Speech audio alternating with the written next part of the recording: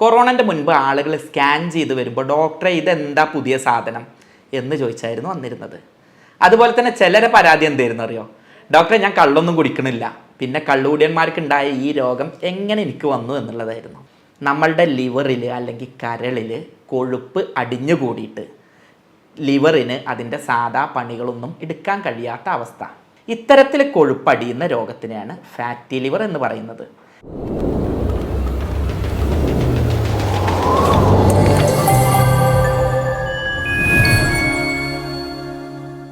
പ്രിയ സഹോദരന്മാരെ, fatty liver അതല്ലെങ്കിൽ ലിവറിൽ കൊഴുപ്പടിഞ്ഞിട്ടുണ്ടാവുന്ന രോഗം പണ്ടൊക്കെ വളരെ അപൂർവമായിട്ടായിരുന്നു ആളുകൾ കേട്ടിരുന്നത്.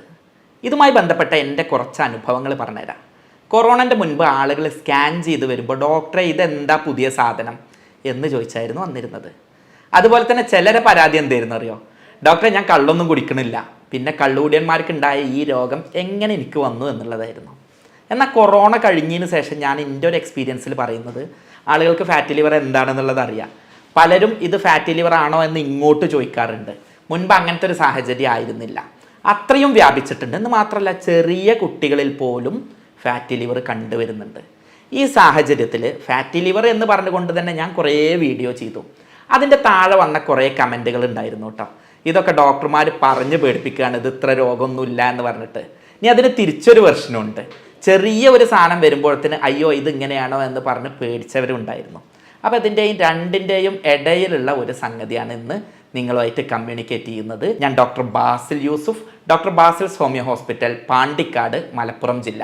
സാധാരണക്കാരന് മനസ്സിലാവുന്ന ഭാഷയിൽ ഫാറ്റി ലിവർ എന്നുള്ളത് ഒറ്റ വാക്കിൽ ഇങ്ങനെ പറയാം: നമ്മളുടെ ലിവറിൽ അല്ലെങ്കിൽ കരളിൽ കൊഴുപ്പ് അടിഞ്ഞു കൂടിയിട്ട് ലിവറിന് അതിൻ്റെ സാധാ പണികളൊന്നും എടുക്കാൻ കഴിയാത്ത അവസ്ഥ. നമ്മൾ ജസ്റ്റ് നമ്മളുടെ നാവിൻ്റെ കാര്യം ആലോചിച്ച് നോക്കുക. നാവിൽ കുറച്ച് കൊഴുപ്പ് അല്ലെങ്കിൽ കുറച്ച് മെഴുകായി എന്ന് കരുതുക. എന്നാൽ നാവിൻ്റെ പണിയായിട്ടുള്ള രുചി അറിയുക എന്നുള്ളത് നാവ് കൊണ്ട് സാധിക്കുമോ? ഇല്ല. അതേപോലെ തന്നെ കുറച്ച് കൊഴുപ്പടിഞ്ഞിട്ട് ലിവറിൻ്റെ സെല്ലുകളെ പ്രവർത്തനരഹിതമാവുക അല്ലെങ്കിൽ പ്രവർത്തന കാര്യക്ഷമമല്ലാതെ ആയിട്ട് ശരീരത്തിൽ ഒരുപാട് മാറ്റങ്ങൾ വരും. ഇത്തരത്തിൽ കൊഴുപ്പടിയുന്ന രോഗത്തിനെയാണ് ഫാറ്റി ലിവർ എന്ന് പറയുന്നത്. ഇനി ഇത് കുറച്ച് കൊഴുപ്പടിയുമ്പോഴേക്കൊന്നും ഇങ്ങനെ ഫാറ്റി ലിവർ ആവില്ല. നമ്മൾ കഴിച്ച ഭക്ഷണത്തിൽ ഒരു 5% വരെ കഴിഞ്ഞു കൂടിയാലൊന്നും കുഴപ്പമില്ല. പക്ഷേ 5 മുതൽ ഒരു 12% ആവുന്നതിനെയാണ് നമ്മൾ ഫാറ്റി ലിവർ ഗ്രേഡ് 1, 2, 3 എന്നൊക്കെ പറഞ്ഞിട്ട് ഓരോന്നാക്കിയിട്ട് തിരിക്കുന്നത്.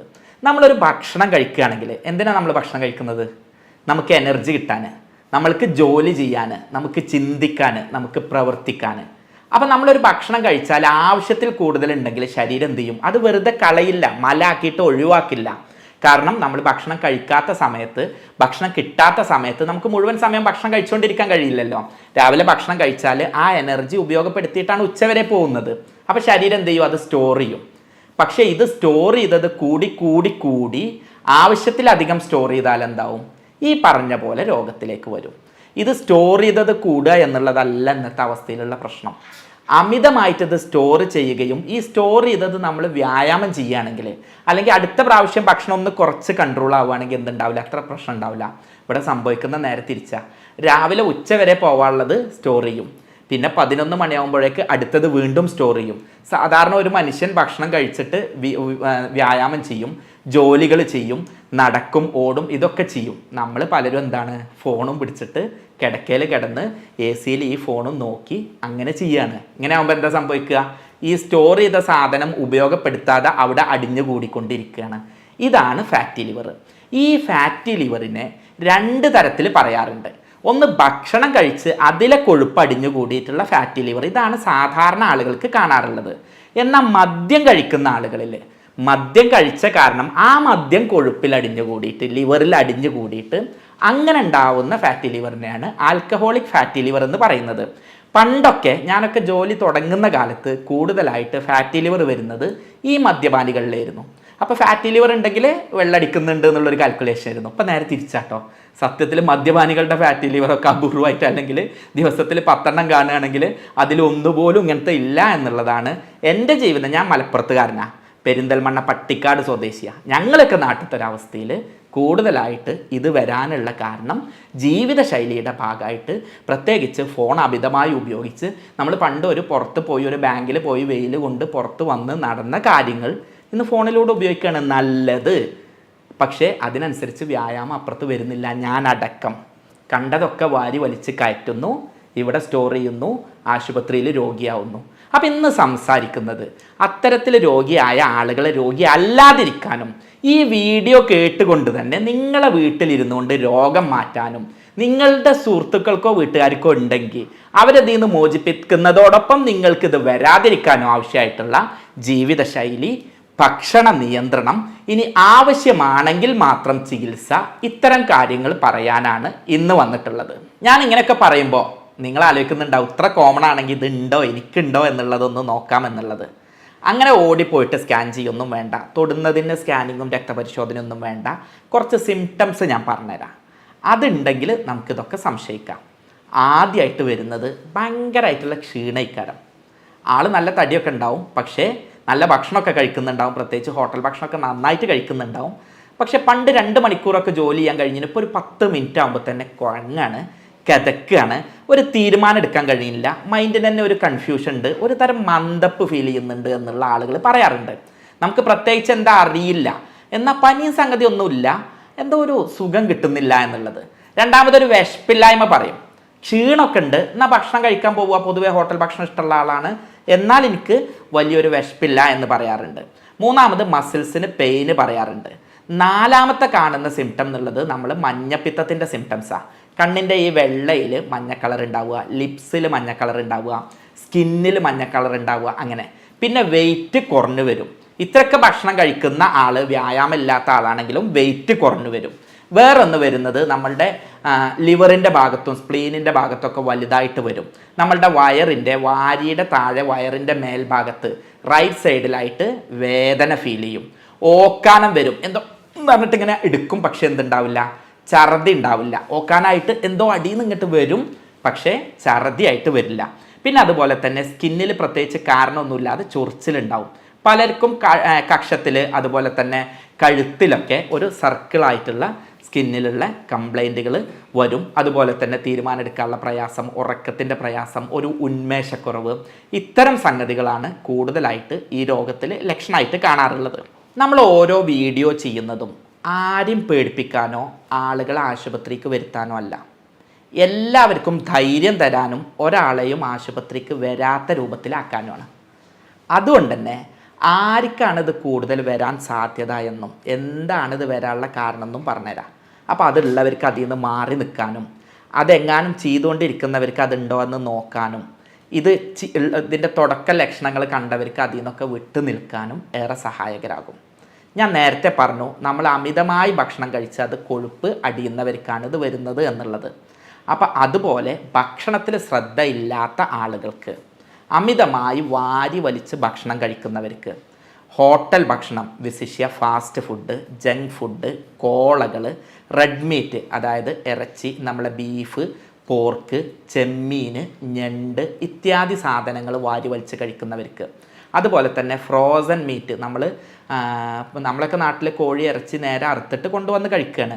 ഫ്രീസറിലിട്ട് പ്രിസർവേറ്റീവ് ഒക്കെ ചേർത്തിട്ടുള്ള മാംസാഹാരം കൂടുതൽ കഴിക്കുന്നവർക്ക്, എണ്ണമെഴുക്കുള്ള ഭക്ഷണം കൂടുതൽ കഴിക്കുന്നവർക്ക്, കൂടുതൽ കൊഴുപ്പടങ്ങിയിട്ടുള്ള ഭക്ഷണം കഴിക്കുന്നവർക്ക്, ടിന്നിൽ അടച്ചു വെച്ചിട്ടുള്ള ഭക്ഷണങ്ങൾ കഴിക്കുന്നവർക്ക്, അതുപോലെ സ്വാദൂറിയ ഭക്ഷണമാവാൻ സ്വാദ് കയറ്റാൻ വേണ്ടിയിട്ട് കളറ്, അതുപോലെ തന്നെ അതിലേക്ക് അത്തരം സംഗതികൾ കൂടുതൽ കഴിക്കുന്നവർക്ക്, പഞ്ചസാര കൂടുതലായിട്ട് ഉപയോഗിക്കുന്നവർക്ക്, അരി ഭക്ഷണം കൂടുതലായിട്ട് ഉപയോഗിക്കുന്നവർക്ക് എല്ലാമാണ് ഭക്ഷണത്തിലൂടെ ഇത് വരാനുള്ള സാധ്യത. അരി ഭക്ഷണത്തിൻ്റെ പ്രത്യേകത എന്താ പറഞ്ഞാൽ, നമ്മളുടെ എണ്ണക്കൊഴുപ്പിലൊന്നും ഉള്ളത് അത്ര തന്നെ കൊഴുപ്പ് ആസച്ച് അരി ഭക്ഷണത്തിലില്ല. പക്ഷേ നമ്മൾ കഴിക്കുന്ന അരി ഭക്ഷണം നമ്മളുടെ ലിവറിൽ ചെന്നിട്ട് കൊഴുപ്പായിട്ട് മാറും. അങ്ങനെ കൊഴുപ്പായിട്ട് സംഭരിക്കുന്നത് കൊണ്ടാണ് മലയാളികൾക്ക് വിശിഷ്യ പോളിഷ്ഡ് ആയിട്ടുള്ള, നമ്മൾ ഈ വെള്ള കളറിലുള്ള അരി കഴിക്കുന്ന, തവിടില്ലാതെ പോളിഷ് ചെയ്ത അരി കഴിക്കുന്ന, 2 നേരം അല്ലെങ്കിൽ 4 നേരം അരി കഴിക്കുന്ന മലയാളികളായ നമ്മൾക്ക് കള്ള് കുടിച്ചിട്ടില്ലെങ്കിലും ഈ രോഗമുണ്ടാവുന്നത്. അതുകൊണ്ട് അരി ഭക്ഷണത്തിൻ്റെ ഉപയോഗം കൂടുതലുള്ളവർക്ക് ഇത് വരാനുള്ള സാധ്യത ഉണ്ട്. പിന്നെ മദ്യപാനം, മദ്യം ഞാൻ നേരത്തെ പറഞ്ഞു, എല്ലാ തരത്തിലുള്ള മദ്യവും സ്മോക്കിങ്ങും ലഹരിയും ഒഴിവാക്കുക. അത്തരം ആളുകളിൽ ഇത് വരാനുള്ള സാധ്യത ഉണ്ട്. പിന്നെ ഡയബറ്റീസ് ഉള്ളവർക്ക്, മഞ്ഞപ്പിത്ത രോഗമുള്ളവർക്കൊക്കെ ഇത് വരാനുള്ള സാധ്യത ഉള്ളതുകൊണ്ട് ആ കാര്യങ്ങൾ നിയന്ത്രിച്ച് കൊണ്ടുപോവുക. അമിതവണ്ണമുള്ളവർക്ക്, അതുപോലെ തന്നെ വയറിൽ കൊഴുപ്പടിഞ്ഞ് കുടവയറുള്ളവർക്ക് ഇത് കൂടുതലായിട്ട് കാണാൻ സാധ്യതയുണ്ട്. സാധാരണയായിട്ട് ഇത് കൗമാരം കഴിഞ്ഞിട്ടുള്ള യുവാക്കളിലും വയസ്സായ ആളുകളിലുമാണ് കാണുന്നത്. അത്തരം ആളുകളിൽ ഇപ്പോൾ പക്ഷേ കുട്ടികളിലും കാണുന്നുണ്ട്, പക്ഷേ കൂടുതലായിട്ട് കാണുന്നത് കൗമാരം കഴിഞ്ഞ യുവാക്കളിലും അതുപോലെ തന്നെ മധ്യവയസ്കരിലും വയസ്സന്മാരിലൊക്കെയാണ്. അപ്പോൾ ആ ഒരു പ്രായം അതിൽ ഘടകമായിട്ട് കാണുന്നുണ്ട്. കൂടുതലായിട്ട് ആണുങ്ങളിൽ കണ്ടുവരാറുണ്ട്. ഒരു കണക്കായിട്ട് പറയാൻ പറ്റുന്നില്ലെങ്കിലും ആണുങ്ങളിൽ അത്തരം സംഗതി കൂടുതലായിട്ട് കാണുന്നുണ്ട്. വ്യായാമമില്ലാത്ത ആളുകളിൽ, എണ്ണമെഴുക്കുള്ള ഇന്നത്തെ ആധുനിക ജീവിതശൈലി ഫോളോ ചെയ്യുന്ന ആളുകളിലാണ് ഇത് കൂടുതൽ വരുന്നത് എന്നുള്ളത് കൊണ്ട് അത്തരം ആളുകൾ ശ്രദ്ധിക്കുക. അത്തരം ജീവിതശൈലിയെ മാറ്റുക. കുറേ നേരം ഇരുന്ന് വെള്ളം കുടിക്കാതെ കോളകളും സോഫ്റ്റ് ഡ്രിങ്ക്സും ഒക്കെ കുടിച്ച്, പ്രത്യേകിച്ച് പ്രവാസികൾ, IT ജീവനക്കാർ, ഇത്തരത്തിൽ ഞാൻ അടക്കമുള്ള ആളുകൾ, ആരെയും കുറ്റപ്പെടുത്തല്ല, ഇത്തരത്തിലുള്ള ആളുകളിലാണ് ഇത് ഏറ്റവും കൂടുതൽ വരാനുള്ള സാധ്യതയുള്ളത്. ഫാറ്റി ലിവറിനെ പറയുമ്പോൾ ഏറ്റവും പ്രസക്തമായ ഒരു കാര്യം മലയാളികളോട് പറയേണ്ടതുണ്ട്. ഒന്നാമതായിട്ട് അരിഭക്ഷണം, പ്രത്യേകിച്ച് പോളിഷ് ചെയ്തിട്ടുള്ള അരി കഴിക്കുന്നവർക്കും നമ്മളുടെ ജീവിതശൈലി പഞ്ചസാര അടക്കമുള്ളവ കൂടുതൽ കഴിച്ച് വ്യായാമമില്ലാത്ത ആളുകൾക്കാണ് ഇത് വരിക എന്ന് ഞാൻ പറഞ്ഞു. അതുകൊണ്ട് തന്നെ ഒന്ന് ടെസ്റ്റ് ചെയ്യുമ്പോൾ ചെറിയൊരു ഗ്രേഡ് കാണുമ്പോഴേക്ക് പേടിക്കേണ്ടതില്ല. കാരണം നമ്മളുടെ ജീവിതശൈലിയാണ്. ഇതിന് തിരിച്ചൊരു വശം കൂടെ പറഞ്ഞുതരാം. നമ്മൾക്ക് ഇങ്ങനെ ഉണ്ട് എന്നുണ്ടെങ്കിൽ സൂക്ഷിക്കുകയും വേണം. കാരണം ഇത് ഇനി അടുത്ത ഗ്രേഡിലേക്ക് പോവാൻ ഈ തമിഴനെ പോലെ നല്ല നാച്ചുറലായിട്ട് ഭക്ഷണം കഴിക്കുന്ന, ഇത്ര തന്നെ പോളിഷ്ഡ് അരി കഴിക്കാത്ത, അല്ലെങ്കിൽ ഗോതമ്പം കൂടുതൽ കഴിക്കുന്ന ഉത്തരേന്ത്യക്കാരനെ പോലെ അല്ല നമ്മൾ ഇത്തരം ഭക്ഷണങ്ങളും ഇത്തരം ജീവിതശൈലി ആയതുകൊണ്ട് നമുക്ക് രോഗം പൊന്താനുള്ള സാധ്യതയും കൂടുതലാണ്. ചിലപ്പോൾ ടെസ്റ്റ് ചെയ്യുമ്പോൾ കാണാനുള്ള സാധ്യത ഉണ്ട്. അപ്പോൾ അത് കണ്ടിട്ട് പേടിക്കും വേണ്ട, എന്നാൽ ഇത് ഓക്കെ ആണെന്ന് പറഞ്ഞിട്ട് വെറുതെ ഇടും വേണ്ട. ഇത് മനസ്സിലാക്കി തരാനാണ് ഇത്രയും പറഞ്ഞത്. അപ്പോൾ നമ്മൾ ഇത് ഉണ്ടോ ഇല്ലേ എന്നുള്ളത് എങ്ങനെ അറിയാമെന്നുള്ളതാണ്. പണ്ടൊക്കെ ഞാൻ പറഞ്ഞല്ലോ, സ്കാൻ ചെയ്യുമ്പോൾ വേറെ എന്തെങ്കിലും സാധനത്തിന് സ്കാൻ ചെയ്യുമ്പോഴായിരിക്കും അവർ ഫാറ്റി ലിവറും കൊണ്ടുവരാറുള്ളത്. ഇപ്പോൾ കൂടുതലായിട്ട് ആളുകൾ അവെയർ ആയതുകൊണ്ട് അവരെന്നെ ചോദിക്കാറുണ്ട്, ഡോക്ടറെ ഫാറ്റി ലിവർ നമുക്കൊന്ന് ടെസ്റ്റ് ചെയ്ത് നോക്കുക എന്നുള്ളത്. അപ്പോൾ അതിന് വേണ്ടിയിട്ട് ആദ്യമേ സ്കാനിങ് പോകണം എന്നൊന്നുമില്ല. കുറേ നമ്മളുടെ ജീവിതശൈലി ഒരു ഡോക്ടർ ഒന്ന് ഫിസിക്കൽ എക്സാമിനേഷൻ, ശാരീരികമായിട്ടുള്ള അവൻ്റെ ശാരീരിക സംഗതികൾ കണ്ടാൽ ഞാൻ ഈ പറഞ്ഞിട്ടുള്ള സിംറ്റംസ് ഉണ്ടോ, മഞ്ഞ കളർ ഉണ്ടോ, വയറിൻ്റെ അവിടെ വേദന ഉണ്ടോ, ഈ സിംറ്റംസ് ഉണ്ടോ എന്നൊക്കെ ഒരു ഡോക്ടർ നോക്കിയാൽ അറിയാൻ കഴിയും. ഇനി രണ്ടാമത്തത്, ആവശ്യമുണ്ടെങ്കിൽ ബ്ലഡ് ടെസ്റ്റ് ചെയ്യുക. അതിൽ തന്നെ ലിവർ ഫങ്ഷൻ ടെസ്റ്റ് എന്ന് പറഞ്ഞിട്ടുള്ള ടെസ്റ്റാണ് നോക്കുക. അതിൽ SGPT, SGOT ഒക്കെ നോർമലാണോ അതോ അത് 40ൻ്റെ മേലെയൊക്കെ ഉണ്ടോ എന്നുള്ളത് നോക്കിയിട്ട് നമ്മളുടെ ലിവറിൻ്റെ ഫങ്ഷന് ടെസ്റ്റ് ചെയ്തുകൊണ്ട് നമുക്ക് അതറിയാൻ പറ്റും. പിന്നെ അതുപോലെ തന്നെ നമ്മളുടെ സാധാ സ്കാനിങ്, CT സ്കാന്, അതുപോലെ തന്നെ MRI, അതുപോലെ തന്നെ ഫൈബ്രോ സ്കാന് പോലുള്ള പുതിയ മെത്തേഡുകളുണ്ട്. ഈ ഫൈബ്രോ സ്കാനിലൊക്കെ ചെയ്യുന്നത് എങ്ങനെയാണെന്നാൽ നമ്മളുടെ ലിവറിൻ്റെ സ്റ്റിഫ്നെസ് എത്ര ഉണ്ട് എന്ന് ചെക്ക് ചെയ്ത് നോക്കും. അപ്പോൾ സെല്ലുകൾക്ക് പ്രവർത്തനക്ഷമമാണോ, അല്ലെങ്കിൽ വേറെ ഏതെങ്കിലും സ്റ്റേജിലേക്ക് അത് മാറിയിട്ടുണ്ടോ, അതല്ലെങ്കിൽ എത്രാമത്തെ സ്റ്റേജിലാണ് എന്നൊക്കെ കൃത്യമായിട്ട് അറിയാൻ പറ്റുന്ന ടെസ്റ്റുകളാണ് ഇത്. ഇതൊന്നും ആദ്യ സ്റ്റേജിൽ തന്നെ ഓടിപ്പോയിട്ട് ചെയ്ത് നോക്കൊന്നും വേണ്ട. അതുപോലെ തന്നെ MRI ഉപയോഗിച്ചിട്ടും നമുക്കിത് അറിയാൻ പറ്റും. പിന്നെ ക്യാൻസർ ഉണ്ടോ എന്നൊക്കെ അറിയാൻ വേണ്ടിയിട്ട് ലിവറിൻ്റെ ബയോപ്സിയും ചെയ്യാറുണ്ട്. ഇത്തരത്തിൽ ബയോപ്സി, അതുപോലെ തന്നെ ഇമേജിംഗ് ടെക്നിക്കുകൾ, രക്തപരിശോധന ഒക്കെയാണ് ഇത് ഉണ്ടോ ഇല്ലയോ എന്നറിയാൻ. ഇനി നിങ്ങൾ പലരും ടെസ്റ്റ് ചെയ്തിട്ട് കണ്ടിട്ടുണ്ടാവും ഗ്രേഡ് 1, ഗ്രേഡ് 2, ഗ്രേഡ് 3 എന്നുള്ളത്. അതുപോലെ തന്നെ പലരും ചോദിക്കുന്ന ഒന്നാണ്, ഡോക്ടർ ഇത് സിറോസിസ് ആവുമോ, ഇത് ക്യാൻസർ ആവുമോ, ചോര തുപ്പിയിട്ട് ഛർദ്ദിച്ച് മരണപ്പെട്ടിരുന്നു പണ്ടൊരാൾ, അതുപോലെ ആവുമോ എന്നൊക്കെ. അത്തരക്കാരെ ആളുകളോട് പറയുന്നത് 5% ഫാറ്റ് നോർമലാണ്. 5 മുതൽ 8% വരെ ഫാറ്റ് ലിവറിൽ അടിയുമ്പോഴാണ് അത് ഫസ്റ്റ് ഗ്രേഡ് ആവുന്നത്. 8 മുതൽ 10 ആവുന്നതാണ് സെക്കൻഡ് ഗ്രേഡ്. 10 to 12 വരുന്നതാണ് തേർഡ് സ്റ്റേജ്. അപ്പം നമ്മൾ ഓരോ സ്റ്റേജിലും താഴേക്ക് കൊണ്ടുവരാൻ നോക്കുക. ഓരോ സ്കാനിൽ ഈ കാര്യങ്ങൾ ചെയ്തിട്ട് ഇത് 12ൻ്റെ മേലെ പോകുമ്പോഴാണ് ഇതിൻ്റെ കാര്യമായ ലിവറിൻ്റെ ഫങ്ഷനെ ബാധിക്കുന്നത്. അപ്പോഴാണ് സെറോസിസ്, സ്റ്റിനോസിസ് ഒക്കെ പോലുള്ള മറ്റ് ഘടകങ്ങളിലേക്കും മറ്റ് രോഗങ്ങളിലേക്കൊക്കെ പോകുന്നത്. അപ്പോൾ ഇത് തേർഡ് സ്റ്റേജിലാണെങ്കിലും മനസ്സിലാക്കുക, ഫോർത്തിലേക്ക് പോകാനും സാധ്യത ഉണ്ട്, കുറയാനും സാധ്യത ഉണ്ട്. ഇത് പേടിച്ച് ബേജാറാവേണ്ട ഒരു സംഗതിയല്ല. നന്നായിട്ട് ശ്രദ്ധിച്ചാൽ തേർഡിൽ നിന്ന് സെക്കൻഡിലേക്കും 1ലേക്കും 0യിലൊക്കെ ഇത് ഈസി ആയിട്ട് വരുത്താൻ പറ്റും. അപ്പോൾ അതുകൊണ്ട് ഓരോ സ്റ്റേജും പറഞ്ഞു തരുന്നത് 3 എന്നുള്ളവന് 4ലേക്ക് പേടിപ്പിക്കാനല്ല, 2ലേക്ക് വരുത്തണം എന്ന് ഓർമ്മിപ്പിക്കാനാണ്. ഇനി ഞാൻ തുടക്കത്തിൽ പറഞ്ഞൊരു കഥയിലേക്ക് വരാട്ടോ. ഞാൻ ഒരുപാട് ഞാൻ കഴിവതും വീഡിയോ ചെയ്യുന്നത് ആളുകൾ രോഗിയാവരുത് എന്ന് പറഞ്ഞിട്ടാണ്. അപ്പം കഴിഞ്ഞ പ്രാവശ്യം ഫാറ്റി ലിവറിൻ്റെ ഒരു വീഡിയോ ഇട്ടപ്പോൾ അതിൻ്റെ താഴെ ഒരാൾ നിരന്തരമായിട്ട് കമൻ്റ് ഇട്ടിരുന്നു, ഇത് വേറെ പണിയൊന്നും ഇല്ലാതിരിക്കല്ലേ, അതുകൊണ്ടല്ലേ പറയുന്നത്, നിങ്ങൾക്കൊന്നും ഒരു പണി ഇല്ലാത്തതുകൊണ്ടല്ലേ ഇത് വരുന്നത് എന്നുള്ളത്. അപ്പോൾ ഞാൻ ആ സഹോദരനെ വിളിച്ചു, എന്നിട്ട് പറഞ്ഞു, ഓക്കെ, നിങ്ങൾ പറഞ്ഞ വിമർശനങ്ങളൊക്കെ ഉൾക്കൊള്ളുന്നു, ഇതൊരു പണി ഇല്ലായിട്ട് ചെയ്യുന്നതല്ല, നമ്മളൊക്കെ പഠിച്ചതുകൊണ്ട് ആളുകൾക്ക് ഗുണം കിട്ടണം, അതിനു വേണ്ടി കാട്ടുന്നതാണ്. ഞങ്ങൾ ഈ പഠിച്ചതൊക്കെ പഠിച്ചു വെച്ചിട്ട് ഫീസും വാങ്ങി ചെയ്യുന്നതിലേറെ നല്ലത് നിങ്ങളൊക്കെ ആശുപത്രിയിലേക്ക് വരാതിരിക്കാൻ വേണ്ടിയിട്ട് നിങ്ങൾക്ക് മനസ്സിലാക്കി തന്ന് ഒരാളെങ്കിലും ആശുപത്രിക്ക് വരുത്താതിരുന്നാൽ ഞാൻ പഠിച്ചതുകൊണ്ട് ഗുണം ഉണ്ടായി എന്ന് വിശ്വസിക്കുന്ന ആളാണ്, അതുകൊണ്ടാണ് ഇത് പറഞ്ഞത് എന്ന് പറഞ്ഞു. അങ്ങനെ അവനായിട്ട് പരിചയപ്പെട്ടു. അവൻ ആദ്യമൊന്നും ഉൾക്കൊണ്ടിരുന്നില്ല കേട്ടോ. പിന്നെ ഞങ്ങൾ നല്ല സുഹൃത്തുക്കളായി, ഞങ്ങൾ നേരിട്ട് കണ്ടു, വ്യായാമം ചെയ്തു. അപ്പോൾ അവൾ ഗൾഫിലേക്ക് പോയി. അപ്പോൾ ആ ഒരു സാഹചര്യത്തിൽ കൂടുതൽ കാര്യങ്ങൾ ശ്രദ്ധിച്ച് അവൻ്റെ ഏറ്റവും വലിയൊരു സന്തോഷം അവന് മാറ്റിയെടുക്കാൻ ഇപ്പോൾ ഫസ്റ്റ് സ്റ്റേജിലാണുള്ളത്. സ്റ്റേജ് താഴേക്ക് വന്നു. അവൻ ഏറ്റവും നല്ലൊരു വിമർശകനായിരുന്നു, പക്ഷെ ഇപ്പോൾ നല്ല സുഹൃത്തായിട്ട് മാറി. അവന് കാര്യങ്ങൾ പറഞ്ഞ് മനസ്സിലാക്കി കൊടുക്കാൻ പറ്റി. അപ്പോൾ അതുപോലെ നിങ്ങളിലും ഉണ്ടാവട്ടെ എന്ന് കരുതിയിട്ടാണ് പറയുന്നത്. ഞാൻ ഇത്രയും എക്സ്പ്ലെയിൻ ചെയ്തപ്പോൾ നിങ്ങൾക്ക് മനസ്സിലായിട്ടുണ്ടാവും, ഇത് പ്യുവർലി ജീവിതശൈലി രോഗം. ജീവിതശൈലിയിലുള്ള ശ്രദ്ധ ഉണ്ടായാൽ ഇതിനെ നമുക്ക് റിവേഴ്സ് ചെയ്യാൻ പറ്റും. അപ്പോൾ ആദ്യം വേണ്ടത് എന്താണെന്ന് പറഞ്ഞാൽ വ്യായാമം ചെയ്യുക. ദിവസവും 30 മുതൽ 45 മിനിറ്റ് വരെ വ്യായാമം ചെയ്യുക. ചടഞ്ഞ് കൂടി ഇരുന്ന് കുറേ നേരം ഇരുന്ന് പിന്നെ കുറേ വ്യായാമം ചെയ്യുന്നതിന് പകരം ഓരോ 20-30 മിനിറ്റൊക്കെ ആകുമ്പോൾ ഒന്ന് നീച്ചു പോയിട്ട് കാര്യങ്ങൾ ചെയ്താൽ കുറച്ചും കൂടെ എളുപ്പമാവും. പ്രവാസി സഹോദരന്മാരോട്, അതേപോലെ തന്നെ IT ഫീൽഡിൽ ജോലി ചെയ്യുന്നവരോട്, ബാങ്ക് മാനേജർമാരോട്, ഇവരോടൊക്കെയാണ് ഇത് പ്രത്യേകമായിട്ട് ഓർമ്മപ്പെടുത്താനുള്ളത്. ഇടയിലൊന്ന് എണീക്കുക, ഇടയിലൊന്ന് നടന്നു പോവുക. രണ്ടാമത് വെയിറ്റ് കുറയ്ക്കുക. വെയിറ്റ് കഴിയുന്ന ഏതെല്ലാം മെത്തേഡിൽ നിങ്ങൾക്ക് കുറയ്ക്കാൻ കഴിയുമോ അത് കുറയ്ക്കുക. ഫാസ്റ്റിങ്, ഇൻ്റർമീഡിയറ്റ് ഫാസ്റ്റിംഗ് ഒക്കെ ആയിട്ട് ചെയ്യുക. വെള്ളം നന്നായിട്ട് കുടിക്കുക. ആ സമയം ഞാൻ ഓരോന്ന് പറഞ്ഞു തരാം, ഡയറ്റ് പറഞ്ഞു തരാം. അതുപോലെ തന്നെ കുടവയറുണ്ടെങ്കിൽ അത് കൺട്രോൾ ചെയ്യുക, പരമാവധി കൺട്രോൾ ചെയ്യുക. പിന്നെ അതുപോലെ തന്നെ വേണ്ടത്, നിങ്ങൾ മദ്യപാനിയോ ലഹരിയോ ഉണ്ടെങ്കിൽ അത് ഒഴിവാക്കുക. പിന്നെ മറ്റ് രോഗങ്ങളുണ്ടെങ്കിൽ, ഷുഗറോ അല്ലെങ്കിൽ ലിവറിന് മറ്റ് രോഗങ്ങളോ ഉണ്ടെങ്കിൽ അത് മരുന്ന് കുടിച്ചിട്ട് മാനേജ് ചെയ്യുക. ഒപ്പം അനാവശ്യമായ മരുന്നുകൾ ഇതിലേക്ക് നയിക്കുന്നുണ്ട് എന്നുള്ളതുകൊണ്ട് അനാവശ്യമായിട്ടുള്ള മരുന്ന് കൂടി ഒഴിവാക്കുക. ഡോക്ടറുടെ പ്രിസ്ക്രിപ്ഷനോടുകൂടെ അല്ലാതെ മരുന്ന് എടുക്കാതിരിക്കുക. ഇനി ശ്രദ്ധിക്കേണ്ടത് ഭക്ഷണത്തിൽ ഒരു ഡയറ്റ് പ്ലാൻ പറഞ്ഞു തരാം. ആദ്യം ഞാൻ വർജിക്കേണ്ട കാര്യങ്ങൾ പറഞ്ഞുതരാം. റെഡ് മീറ്റ് ആണ് ഇതിൽ ഏറ്റവും വലിയ വില്ലൻ, അതായത് ബീഫ്, പോർക്ക്, അത് പരമാവധി ഒഴിവാക്കുക. മീൻ പ്രശ്നമില്ല, ചെറിയ മീനുകൾ നല്ലതാണ്, പ്രത്യേകിച്ച് മത്തിയൊക്കെ, ചെറിയ മത്സ്യങ്ങളും മത്തിയൊക്കെ നല്ലതാണ്. പക്ഷേ എന്ത് ചെയ്യുക, വലിയ മത്സ്യങ്ങൾ അത് പൊരിച്ച് കഴിക്കുന്നതൊക്കെ ഒഴിവാക്കുക.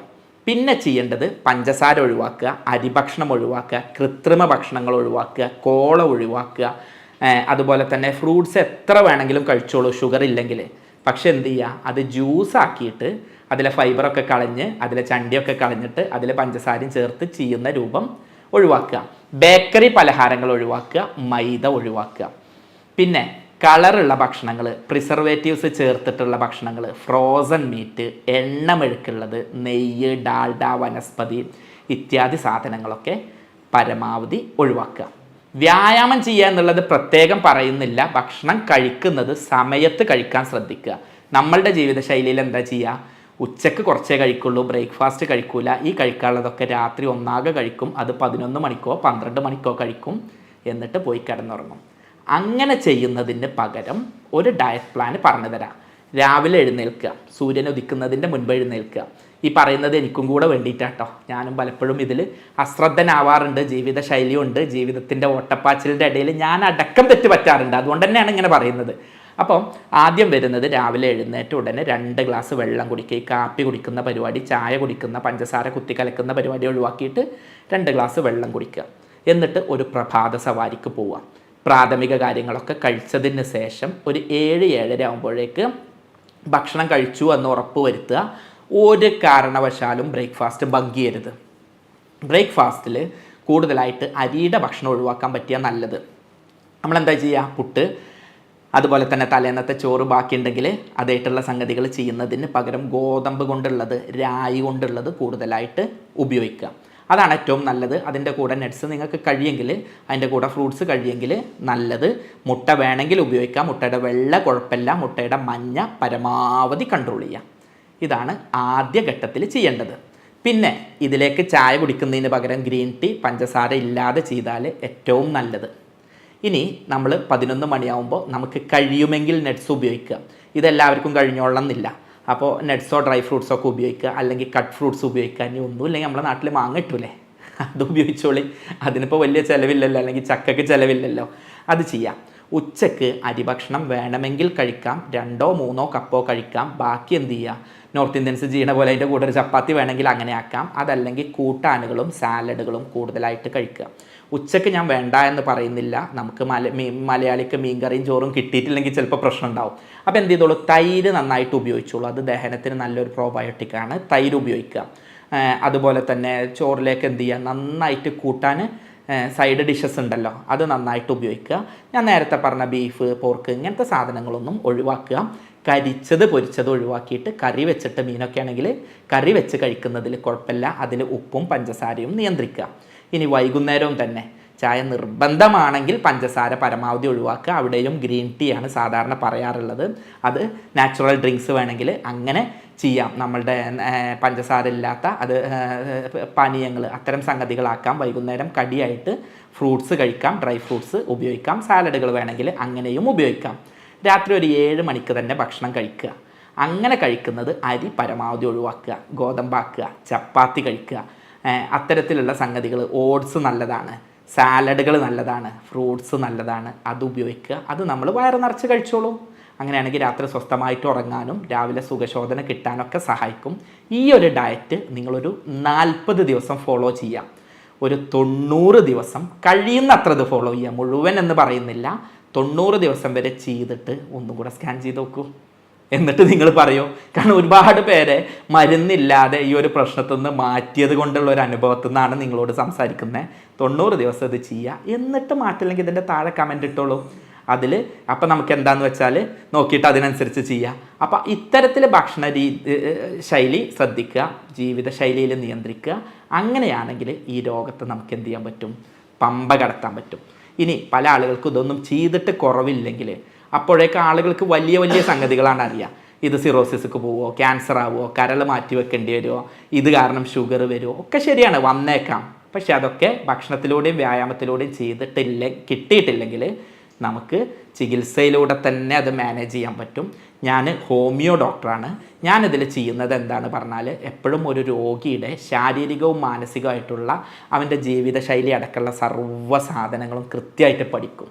ഒരു രോഗിക്ക് രോഗം വരാനുള്ള കാരണം എന്ന് പറഞ്ഞാൽ നമ്മൾ ഈ ബുക്ക് പഠിച്ച സംഗതികൾ മാത്രമല്ല. പലപ്പോഴും അയാളുടെ ജീവിതശൈലി ആയിരിക്കും. അയാൾ കാണുമ്പോൾ നല്ല തടിയുള്ള ആളായിരിക്കും, പക്ഷേ ഒരു അല്പം ഭക്ഷണം പോലും കഴിക്കുന്നുണ്ടാവില്ല. അല്ലെങ്കിൽ മാനസികമായിട്ട് എല്ലാ പ്രശ്നങ്ങളുണ്ടാവും. ഇത്തരത്തിലുള്ള സംഗതികളെ കൃത്യമായിട്ട് അനലൈസ് ചെയ്യും. അതിന് വേണ്ടിയിട്ട് യൂറോപ്യൻ നിർമ്മിതമായിട്ടുള്ള സോഫ്റ്റ്വെയറുകൾ, ChatGPT പോലുള്ള ആർട്ടിഫിഷ്യൽ ഇൻ്റലിജൻസ്, ഇതിൻ്റെയൊക്കെ സഹായത്തോടെയാണ് രോഗനിർണയവും മരുന്ന് നിർണയവും നടത്തുക. എന്നിട്ട് ജർമ്മൻ പൊട്ടൻസി മരുന്നുകൾ ഉപയോഗിച്ചിട്ടാണ് ട്രീറ്റ്മെൻറ്റ് ചെയ്യാറുള്ളത്. അങ്ങനെ കോൺസ്റ്റിറ്റ്യൂഷണലായിട്ടും ആവശ്യമായിട്ടുള്ള ചികിത്സകളൊക്കെ കൊടുക്കുന്ന സമയത്ത് ഓപ്പറേഷൻ ഇല്ലാതെ തന്നെ ഇത് വലിയ ഗ്രേഡിൽ നിന്ന് താഴേക്കും പിന്നെ അത് നോർമലിലേക്ക് ഒരുപാട് പേരെ വരുത്താൻ കഴിഞ്ഞിട്ടുണ്ട്. ഇത്തരത്തിൽ പ്രയാസം അനുഭവിക്കുന്ന ആരെങ്കിലും ഉണ്ടെങ്കിൽ ഇതൊക്കെ ചെയ്തു നോക്കുക. ഇല്ലെങ്കിൽ മാത്രം ചികിത്സയെ പറ്റി ചിന്തിക്കുക.